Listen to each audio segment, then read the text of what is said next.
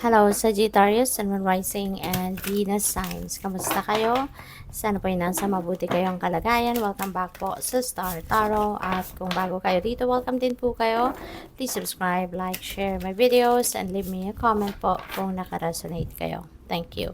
So, tignan natin ang mga messages for Sagittarius. Pauna mensahe ninyo, we have the Seven of Earth. Ayan. So, this is nice, no? This is nice kasi parang you have planted something in the past, no? At ngayon, maaaring chine-check mo na siya. How is it, no? Ano na ang mga nagawa mo? Ano na ang mga naging resulta nito sa buhay mo? Ano na ang kalagayan nito? Ano na yung progress? So, maybe you are assessing kung ano man ang ginagawa, kung ano na yung ginawa mo in the past. And now, nakikita mo na, look at that, diba? Namumunga na yung puno, very promising, no, ang dating ng punong ito. Glistening yung mga pentacles, yung mga bunga nito, glistening. So parang there is parang there's a sense of a promising outcome, no, sa kung ano man ang ginawa ninyo rito.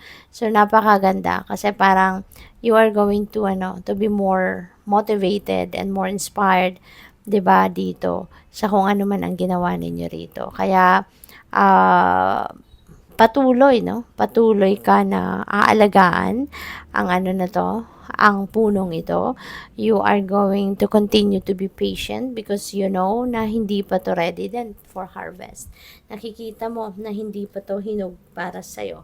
Hindi pa to hinog, hindi pa ready for you to harvest. Kaya you are going to continue to be patient, continue to cultivate kung ano man ang mga itinanim ninyo rito.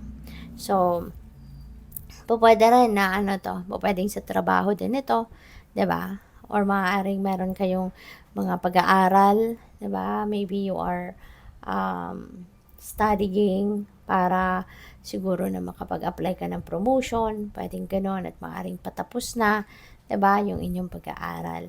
Pwede rin na yung investment niyo ito, 'di ba? Very soon, maaaring meron kung ilang buwan dito bago mo makuha yung ROI ninyo. So maybe you are nearing that point as well. So you just need to practice patience kasi dadating at dadating yung tamang oras para dyan. So what else? We have the world. Wow, napakaganda nito. Kasi si world, una-una, this could be travel, no? Maybe ang iba sa inyo is going to travel abroad, diba? International travel for whatever reason. Pwede rin, no, na ang iba sa inyo rito is accomplishing something. Maybe this is a long-term project or maybe this is a pag-aaral, no? Pwede talaga nag-aaral ang iba sa inyo rito and maybe you are also finishing up, no, sa inyong pag-aaral.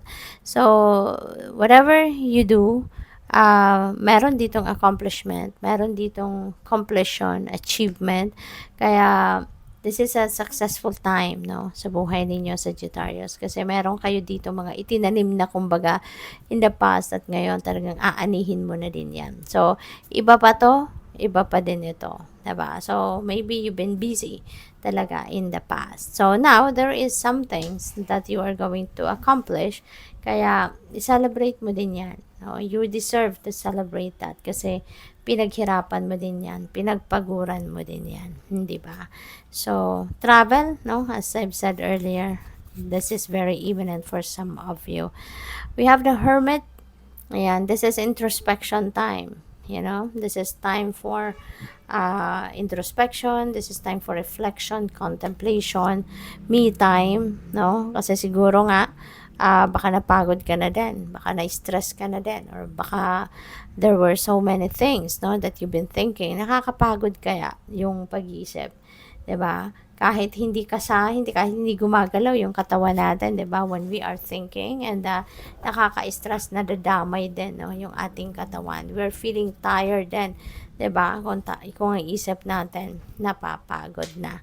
So, this is a time for introspection and reflection and contemplation. Okay?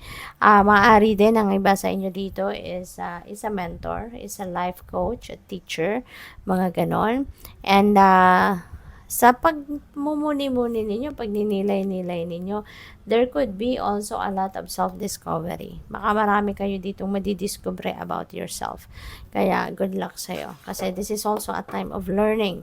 Not learning from your outside world, but this is learning from deep within you. Okay? So, tignan natin kung ano pa ang mga messages ninyo, Sag. We have remain positive. Okay? Ito yung dapat ninyong um, i-observe para sa sarili ninyo. No? I-practice na always remain to be positive. Kahit may mga challenges, kahit may mga difficult situations, remain positive. Kasi unang-una, lahat naman ng journey, nagkakaroon ng humps and bumps at some point. Wala talagang smooth sailing, no? Na all throughout the journey, smooth sailing. Walang ganon. There's no perfect journey. Kaya, kahit minsan may mga bako-bako na pagdadaanan kayo along your life's journey, you need to remain positive. Okay? You need to remain positive. You need to, you need to be optimistic. At huwag kayong paghihinaan ng loob even if there are mga challenges. No? Kasi parte yun ng buhay. At lilipas din yan. Always remember that change is the only constant thing in this world. Diba? Lahat nagbabago. Lahat nag-evolve. Kaya kahit yung mga difficult situations na dumadating sa buhay natin, yan ay lilipas at lilipas din. Alright?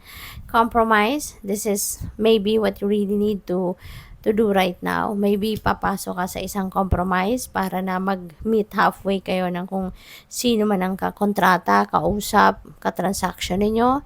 'Di ba? Kasi baka hindi kayo, you're not on the same page, 'di ba? Kaya maybe kailangan na lang ninyo na mag-compromise para na matapos na 'to, 'di ba?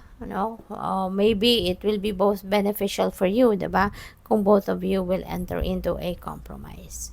So, we have no. Ayan. Yung no na to, hindi pa to sigurado. No, this is not definite no. Pwede pang maging definite no ito, pwede rin na mabago pa to into a yes. Okay? Depende yan sa pakikipag-usap. Depende yan sa transaction ninyo with another person. So, depende.